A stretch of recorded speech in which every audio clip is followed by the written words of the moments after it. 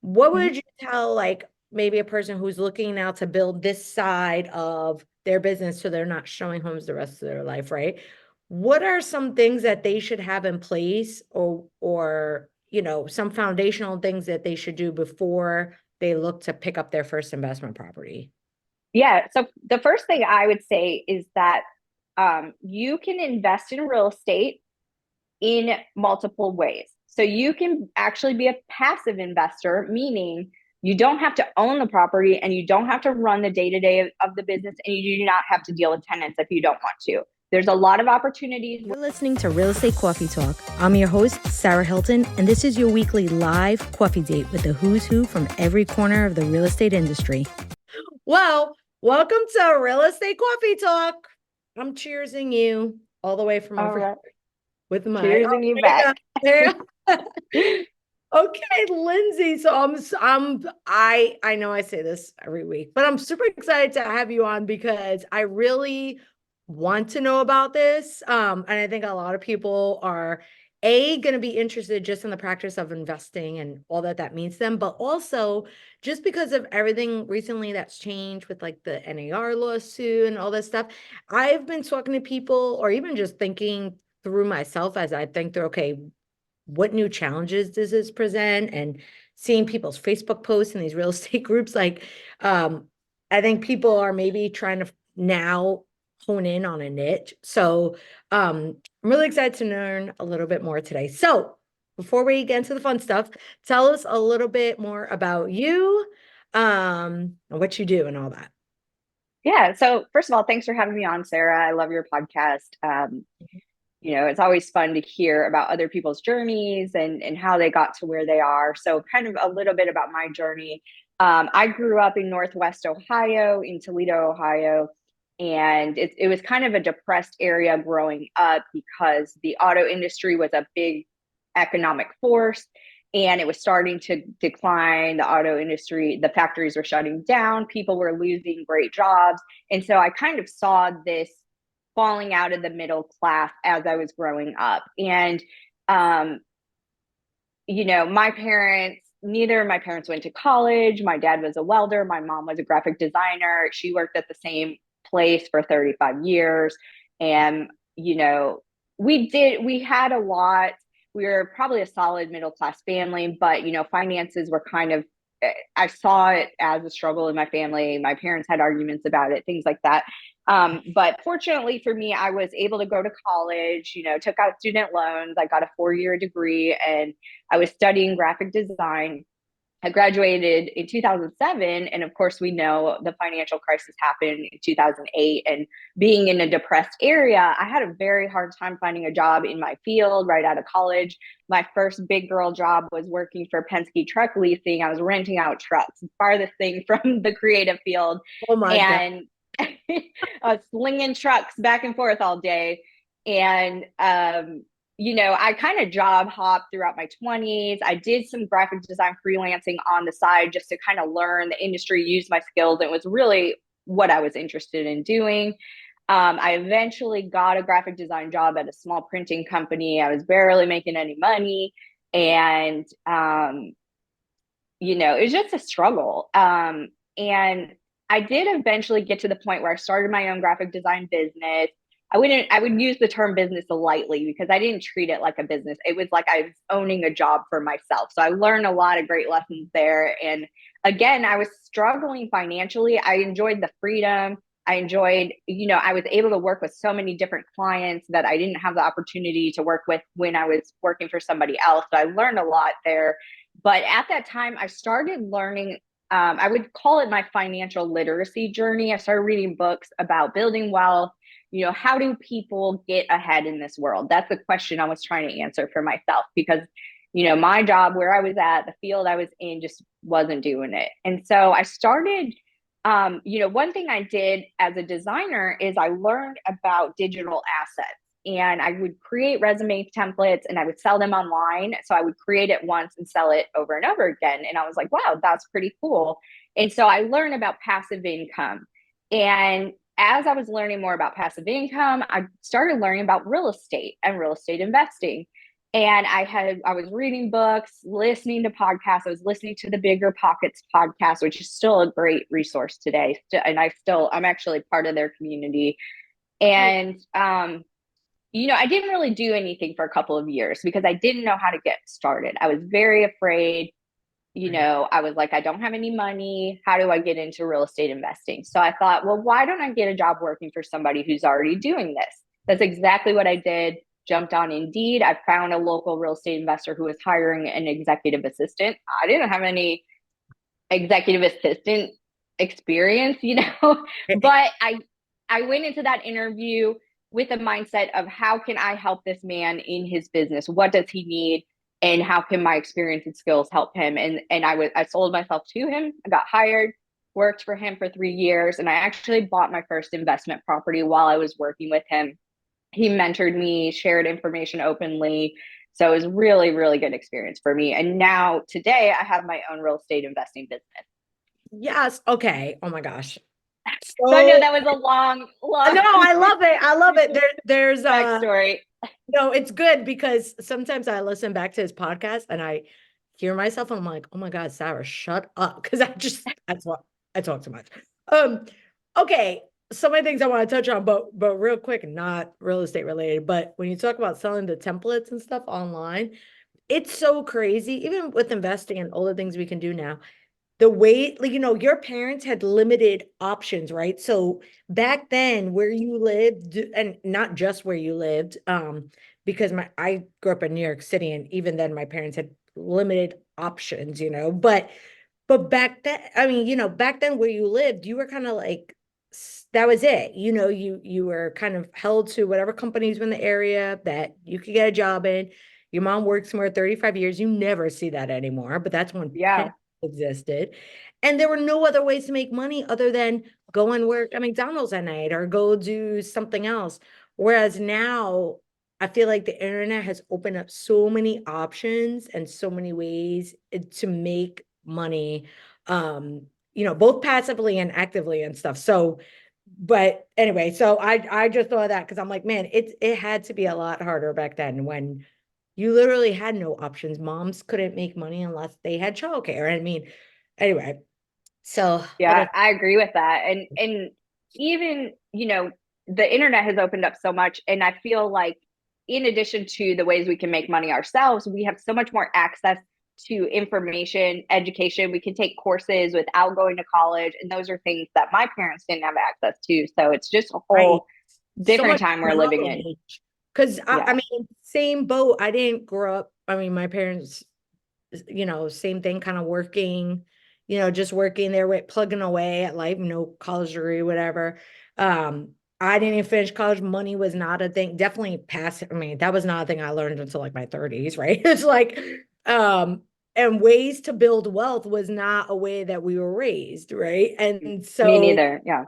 yes. And honestly, Lindsay, like, I don't know if you agree with me on this, but if it were not for the internet, all these things I've heard, I probably wouldn't have even thought thought of that as a like, me and my sister, we always talk about like when we were kind of coming out of high school and stuff, we didn't know anyone with like professions, you know what I mean? So I didn't know anyone that was, nurse, doctor, lawyer. I mean, the only jobs I knew about were like teacher, you know what I mean? Like, and so sometimes it's just the things that you're exposed to make you want to research. But if the internet and seeing people building wealth and all that was around, then you're in your little community where no one's building wealth. So you just, you know, kind of take it day by day. So, okay.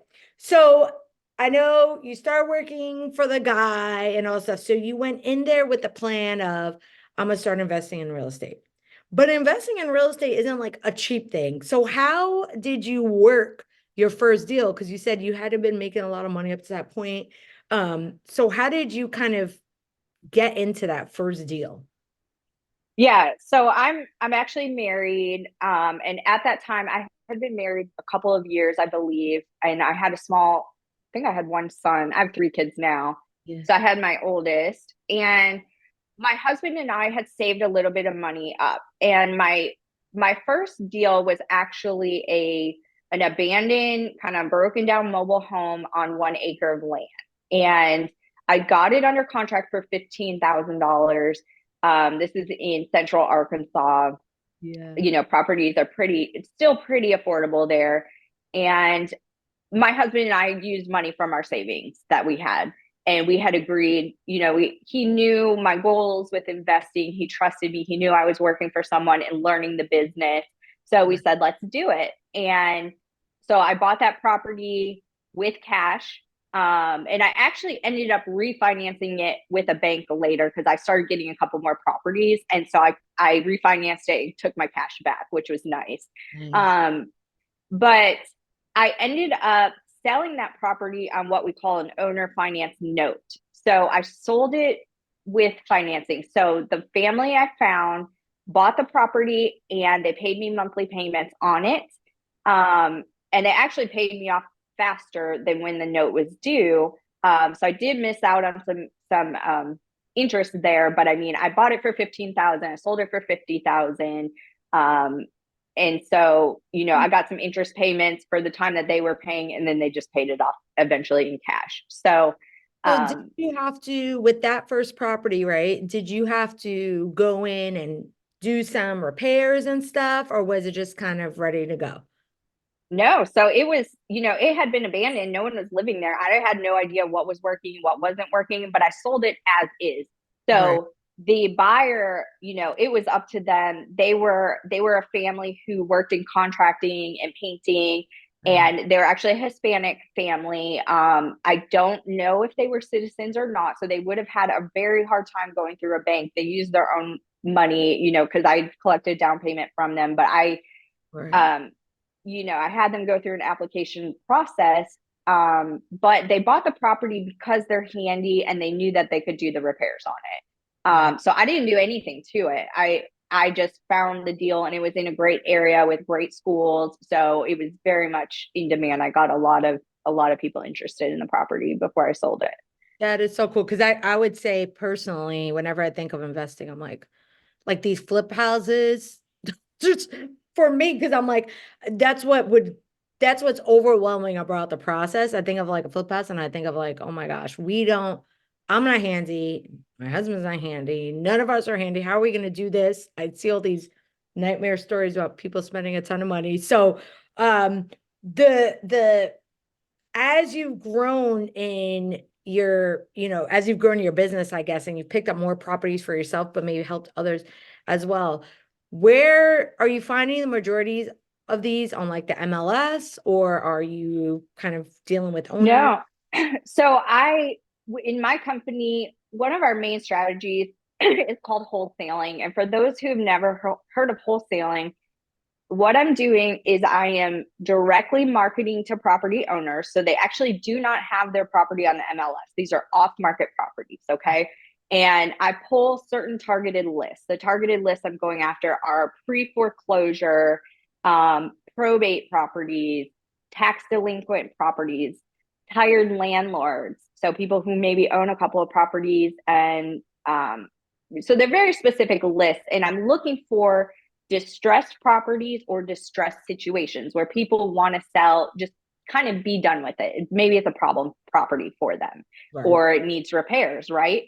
So I'm marketing to these off market properties. I'm sending them direct mail. They get a postcard from me in the mail, and then they call us and we talk to them. We go see the property. We see if we might be a solution for them. If we are, we do buy the property below market value. So we're buying them at a discount. Right. And then our exit strategy is we either resell them to other investors, so the fix and flip investors or the landlords.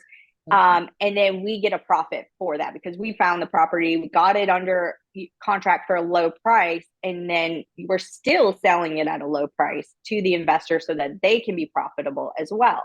Right. That's what's called wholesaling. So I don't actually close on the property myself. I'm assigning my right to purchase that property to the end buyer for a fee. A lot of people don't know that that's even legal. There's some states, so there's a lot of regulation coming around it, though. Some states it is illegal, but there's ways around it. You just have to kind of learn the laws to make sure you're compliant and doing everything above board. Right, know the business. Okay, so you're not Yeah. literally, I mean, I guess the vision I've had of wholesalers, I know there's a lot in my market. They're just kind of like walking, they're like the boots on, they're like walking the streets. They go into these real estate investing groups and they're like, "Hey, I got this," and it's either a win or everyone laughs at them, right? So you have a little Yeah, and that's the strategy. thing too. So when it comes to real estate investing, people don't really know that you can buy and sell properties without an agent, real estate agent license, or but any person can buy and sell a property, right? Yeah. So the problem with that is that there's really no barrier to entry. People go on YouTube, they watch these videos, they see how much money you can make in real estate, and they say, I'm going to wholesale real estate, or I'm going to be a real estate investor. Right. And it can give wholesalers a very bad name. A lot of agents I've spoken to don't want to deal with invest or real estate wholesalers. Um, they cancel contracts if they don't know what they're doing because they can't find a buyer. They got it under contract for a bad price, and then these guys leave the market and never come back because it's not a sustainable business model. Right. But then there's professionals who do this professionally. They have teams, they have trusted title companies they work with. They do a lot of transactions, and they can actually benefit a lot of people involved. And sometimes they do work with agents, and it can be a really good relationship for the agent, as long as everyone's interests are aligned. So, yeah. Okay, okay, so that's interesting. So, when we talk about like the investment properties and stuff like that, I know you said it could end up being passive income. So, are you when we talk about the passive income piece of it, are Mhm. you buying and holding any, or are you talking about whatever Yeah. once you push it off to investors? Yeah. So I actually do. I'm in addition to my wholesaling business, because that's really a cash generating business. And there's a lot of costs associated with running this type of business because my marketing, I have a team. I actually have a licensed agent on my team who is the acquisitions agent. He's talking to all the sellers and getting these deals under contract. But some of the properties I keep, and I'm building my portfolio on the side. My first year in business, I think I bought 6 properties, and that was actually a little too aggressive for me because I'm actually in the position now where I have some of them, like one of them going through an eviction process. It's taking much longer than I thought. And so I'm just paying holding costs on this and not cash flowing yet. So I have a few properties like that that aren't really performing right now. So I would just caution anyone who wants to build a passive income portfolio. I wouldn't even call it passive because there's a lot of work involved. Right. That's kind of a misnomer, but it Yeah. is a strategy to build long term wealth, and it's a long term strategy. I would really stress that, Right. um, because things can go wrong, and I would just caution anyone to accumulate properties at a level that's very stable and comfortable for you. Sometimes with the internet, it's like we hear people scaling quickly, and especially in real estate investor circles, people get on podcasts and they talk about how much money they're making, and oh, I have 500 properties and this and that, and they make it sound so easy, but that's just not the reality. Right. And I mean, it can go really well until it goes really wrong. Like you said, if you have someone's waiting to be evicted or someone that's squatting, it's specifically in Yeah, states with like I was reading, I'm from New York originally, and their landlord tenant laws are very much in favor of the tenant. yeah, And so this lady had inherited her mother's house when her mother passed away, but obviously she didn't live there. So she went there. I think she lived a few hours away. She went there a couple of weeks after her mom's funeral. And I think her mom had been in maybe like a nursing home or something like that leading up to her death. So the house had been vacant. She gets over there. There's a squatter that had been there, and he had earned squatter rights, so she couldn't evict him because he'd been there more than 30 days. So she tries to go and handle it herself. She got arrested outside the house, and the squatter was able to stay. So it's wild because you're like, yeah, I'm sure obviously over time, especially, the pros are going to well outweigh the cons, or else no one would do it. But you also can't go in thinking, oh, yeah, I'm going to pick up 10 properties. I foresee no issues. yes. Exactly. And that's very interesting that you pointed out the landlord tenant laws, because there's certain states that we would call landlord friendly, where the laws are more in favor of the landlord. And yes, it makes sense. A lot of investors choose those states strategically for that reason. But Arkansas is a landlord friendly state. And even the eviction process that I'm going through right now has been dragging on for months. So, and what had happened was I bought a package of 3 properties. I bought a house in a duplex, and they're next door to each other. I bought them from a seller who was not very forthcoming with the situation and a lot of information. The deal kind of went a little crazy, and I almost canceled it because she kind of lied about the situation and the tenants. And there were no leases in place, anything like that. So I figured I would just buy the properties and I would contact the tenants. They could either stay there for a little longer, or, they could leave. Yeah. But they were not communicating with me. I had sent people over to the properties. I sent them letters. I called them, and they just won't communicate with me. And they weren't paying rent for months and months. And so I contacted my attorney, and we posted the notice to vacate, still didn't vacate. And then we've actually, done a court hearing, and now they want to pay rent. We're trying to work out a deal, but there's still some stuff going on with it, where one of the tenants used to own the house, but no longer. He sold the house, but still thinks he lives in it.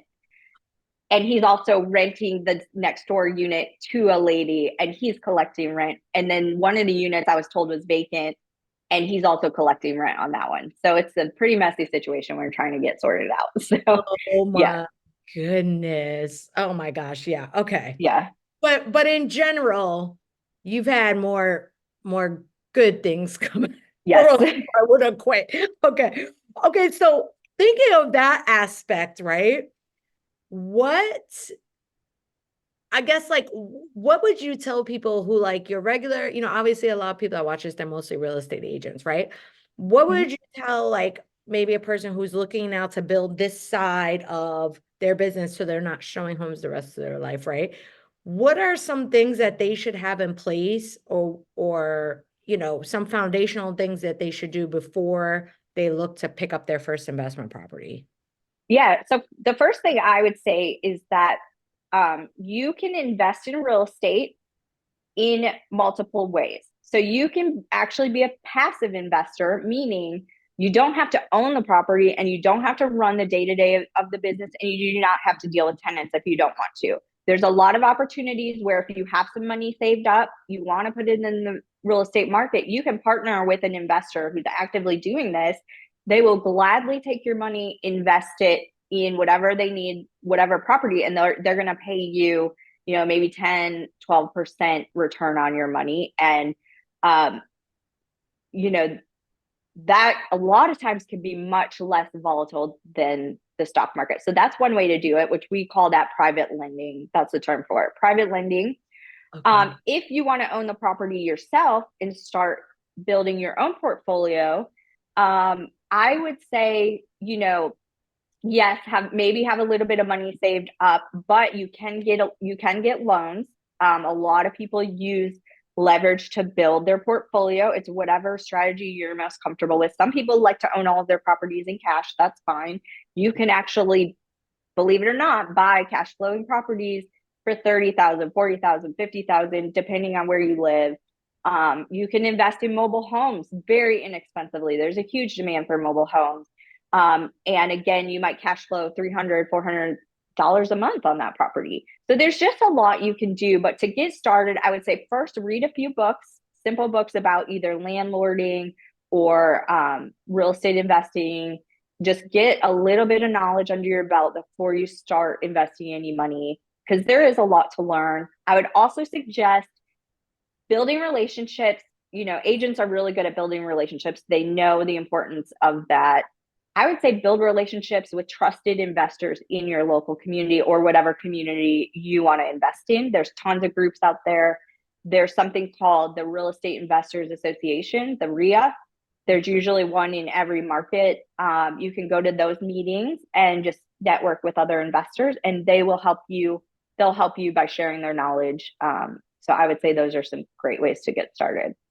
Okay. And then what would you say? So I know in my market, right? Charlotte has blown up over the last, whatever, 5 to 10 years.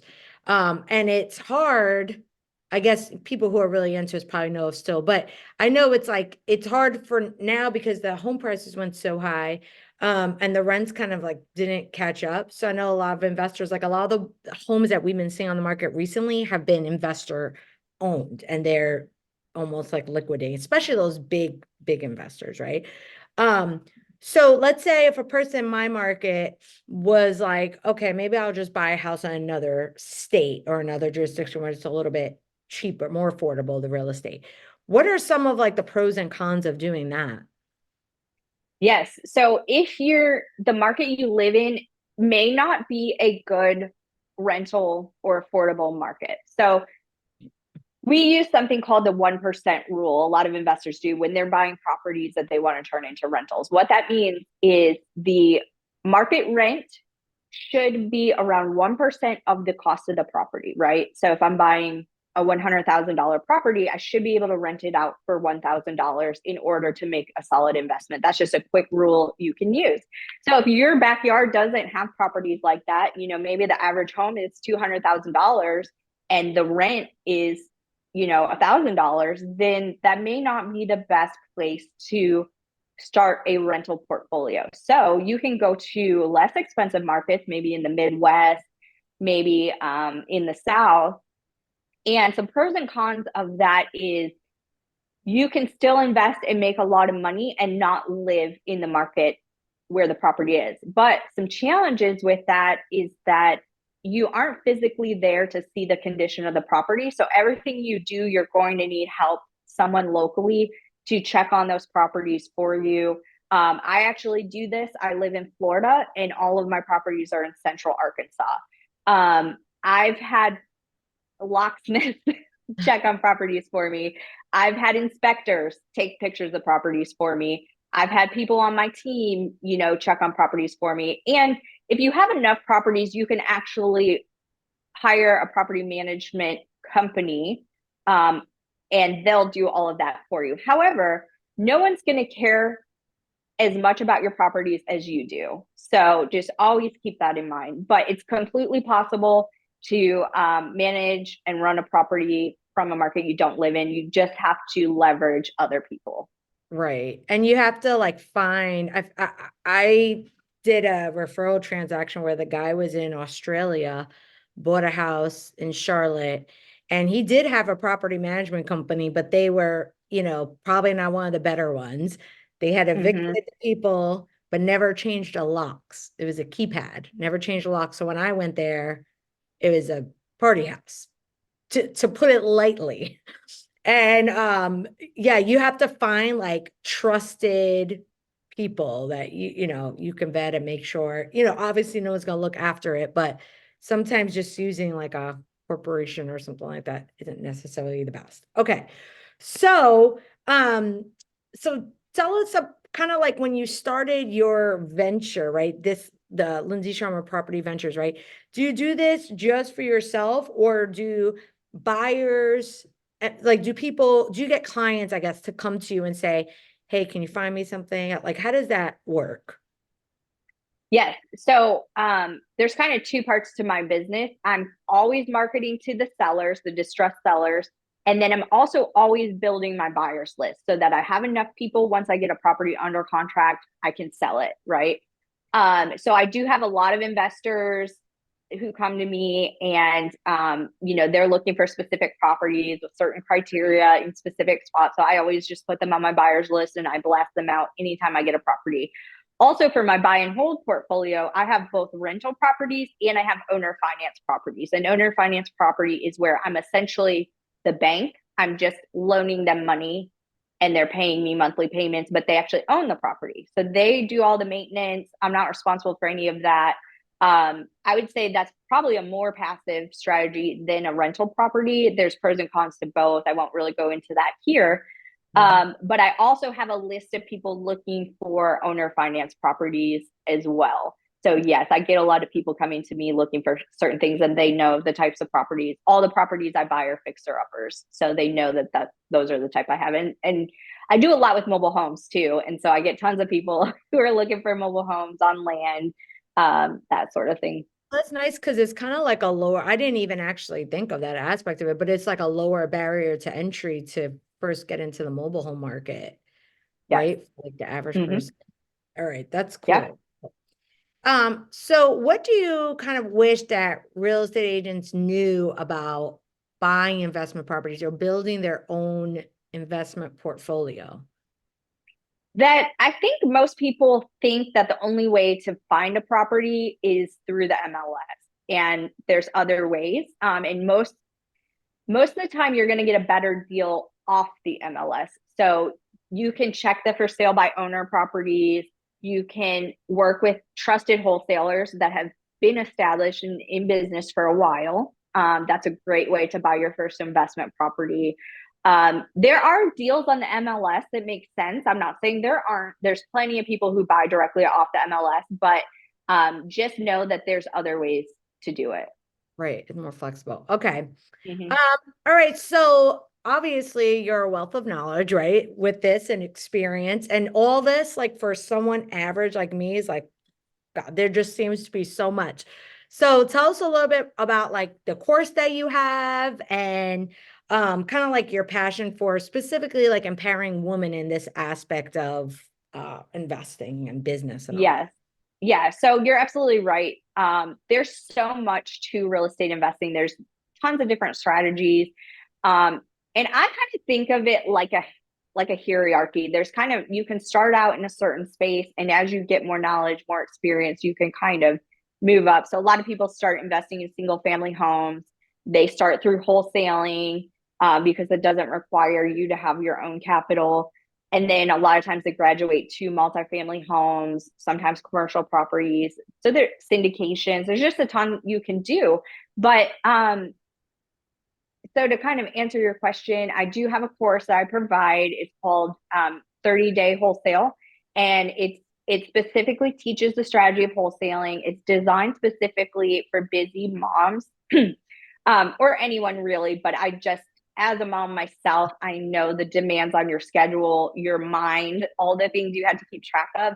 And so learning one new thing just seems overwhelming. So that's why I created this course. It can be done in 30 days, 30 minutes a day. The modules are, um, and it's taking you through the action steps to get that first investment property through wholesaling. This is a course I wish I had when I was learning. There's tons of courses out there, but I like to learn from women because I am a woman, I'm a mom, and only 35% of real estate investors are women. It's a very male dominated field, very white male dominated. And most of the courses I've taken have been from white men. And there's nothing wrong with that. But sometimes we learn better from people who have the same type of experiences, challenges as we do, right? I don't have a stay at home mom doing everything for me. So I can spend 8 hours learning this course. I don't have that. I Right. am that mom. So Yeah. I need it to be quick. I need to get to brass tacks, and I need it to be easy. So Right. And just like you said before, which is why I'm and we're gonna put the link for the course and everything in the comments in the show notes. So definitely go look it up. But when you said before, like, oh, you can start by reading a book, but I definitely love, if I have to, I love reading, but there's just never time to like sit. It's so hard. But the idea of just putting on 30 minutes a day seems much more manageable for like my day-to-day life. And I'm sure for a lot, of course, specifically women, we have unique things that make our lives a little bit crazier. But yeah, I love that. And I love your passion for like kind of seeing more female investors and making it less of like a scary or an untouchable thing and more of like, I can do this, right? Um, mhm. and real quick, one thing I actually did want to talk to you, I'm gonna get off the course thing for a quick second is what are your thoughts, right? Because without talking about political stuff, but political season's coming. And so now I've been starting to say people making all these posts about oh, these big box investors, they're buying up our whole country, blah, blah, whatever. So, and it seems like fear mongering, but then I see people like you who you're like, I'm doing just fine. So what are your kind of thoughts on, like, I guess the industrialization of investing? Like, do you think it's something we should be worried about, or what do you think? Yeah, that's a good question. I've seen those posts on TikTok as well that these equity companies are starting to own more homes than individuals in the United States. And that is a little scary to me because I do see this the capitalist society we are, where these mega corporations are owning everything. So it does not surprise me. Does it scare me a little? Maybe, maybe not. I'm more of, I like to have an abundance mindset and I like to think there's enough for everybody, but we do have to keep our eyes open to what's going on. But for me, I don't see how it's sustainable that everyone is going to be a renter instead of a homeowner. I don't think that having only one option is going to be acceptable by the Right. American people. And when Yeah. it comes to capitalism, the market determines what people will buy. So I just don't see a country where everyone is a renter, and that's what people are saying is happening with these big equity companies buying up single family homes, right? Um, so I don't know. I don't know if there's that much validity to it. However, I have seen year over year that investors, and a lot of the investors are these big companies, are buying more and more homes. Yeah. So, We definitely um, saw it like that crazy 2021, 22 period. But, one thing we've noticed in my market, or like I've seen with a lot of agents in my market saying, is like a lot of the listings that have come up recently, they're from investors, but they're not from like the Lindsay Sharma Property Buyers. These are like from the big, big investors. And I think maybe they're like losing money month over month because of the rentals just haven't quite, they bought at such high prices before. So yeah. I don't know, sometimes I'm like, does sound a little scary for, companies to own every house in America. But then I'm like, I also see them selling off a lot. So yeah. And and here's part of the equation too. In order to buy these properties, someone has to sell them, right? And Right. I actually talk to a lot of folks every day because I'm buying properties myself, and they want to deal with the local people in their community. And, the acquisition manager, the person I have in my market who's buying these properties, he lives there, he's local, he's a Southerner, he's talking to people in Arkansas, he's sitting in their living rooms. And Yeah. I don't think that these big equity companies are doing that. So, will some people sell to them? Yes, surely for the right price, but there's a lot of people who still want to deal with members of their local community. Yeah. So, Agreed. And I think that's probably why it kind of popped off in that 2021 era, because everyone was just selling for, everything was moving so fast and these people were paying so much more, so it was attractive. But in a slower market, their offers aren't going to be as attractive as they were, so they may choose the local person over there. Okay. All right, perfect. This is so exciting. All right, so you've got a lot going on. I'm jealous you live in Florida. What part of Florida do you live in now? I live in North Central. I live in a city called Ocala. It's a smaller city. It's about an hour from Orlando. I'm jealous. We want to move, but I'm waiting for my daughter. Now, I was waiting for my son to get out of high school. Now I'm waiting for my daughter to get out of high school. And I'm like, get me out of here. No, I'm just okay. So, what will Lindsay be doing in 10 years from now? Well, 10 years from now, I really hope to retire myself and my husband. I don't think I would stop working. I would just focus more of my time on passion projects, I think, than more so just, paying the daily bills. That's what I would love to do. I would love to have my portfolio support us financially. So that's a big goal I have.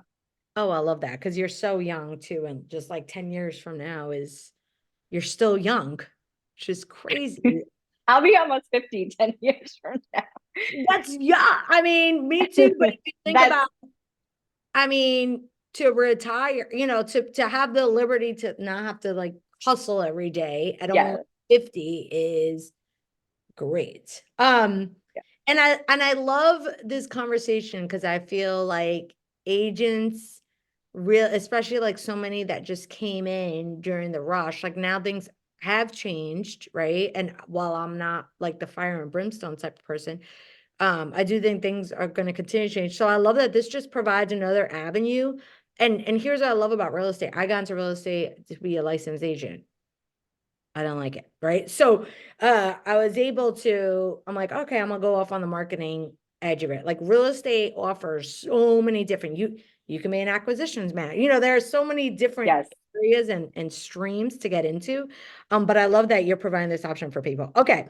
So connect with Lindsay on Twitter. She's LMJacob22. Is that correct? Mm-hmm. Okay. And then Instagram, Lindsay with the A in the middle, Lindsay J Sharma. And the same thing on Facebook. Just look her up, Lindsay Sharma. And then of course we're gonna link your course in here. Is there a URL they can go to quickly that you could? Yes, it's 30daywholesalecourse.com. Okay, perfect. Oh my gosh, I'm so excited about that. Definitely look it up, pick it up for yourself, I think. And everyone, even if you don't want to get into it yourself, it's probably going to provide really valuable information that they can share with their clients if they're not looking to jump into it themselves. So definitely look that up. All right, so rapid fire questions. Coffee or tea? Coffee. I love my coffee. I That's do a my girl. French press every morning. Yeah. Okay, I'm afraid to ask this since you moved to Florida, but winter or summer? Believe it or not, I actually love winter because I grew up in Ohio and we had cold and snow. So yeah, strange thing to say because I do live in Florida. I know, But I know. I like my cozy, my blankets, my hot coffee, my fall, Yes, so just like that's why I've heard people say, like, when I tell them we want to move to Florida, they're like, but it never gets cold here. And I'm like, yeah, I could see like because even here it stays hot till like October, November, and then by then I'm like, oh my God, I just want to wear boots and a sweater. yeah, But I also love Florida. Okay. Podcast or Netflix? podcast. I'm constantly listening to podcasts all throughout the day. Yes, me too. Okay, and then are you a Disney person or not a Disney person? I don't know. That's kind of a double-edged sword for me. Actually, I would have to say I'm a Disney person. We live an hour from Disney. So I had to kind of like embrace the Like spirit. osmosis. I know. Um, we're going again in May. We go all the time, and every time I leave, I'm like, oh, I'm not coming back for a while. And then we go home, we pull some YouTube videos about restaurants we haven't tried yet. I'm like, all right, let's just go back. It's a Yeah. weird pull. So, oh my gosh. Well, thank you so much for coming on, Lindsay. Seriously, this was super valuable. And then again, say the URL of your thing again, just in case people aren't Yeah. looking at the show notes. It's 30daywholesalecourse.com. Perfect. Yep. Go pick it up for yourself. Follow Lindsay, connect with her. And if people do want to just, let's say if they don't want to learn how to invest for themselves and they just want to start picking up properties, can they just contact you and work with you for that? Yep. So give her a call. You have multiple options of working with her. And I'll see you soon. Thank you so much. Okay. Thanks for having me. Good day. Bye. Thanks so much for listening to this episode of Real Estate Coffee Talk. If you enjoyed it, please take a moment to subscribe and leave us a review. It really helps. If you'd like to be featured on the show, you can get that information right in the show notes. Be sure to tune in next week for another new episode. And until then, keep your dreams big and your mugs full. See you next week.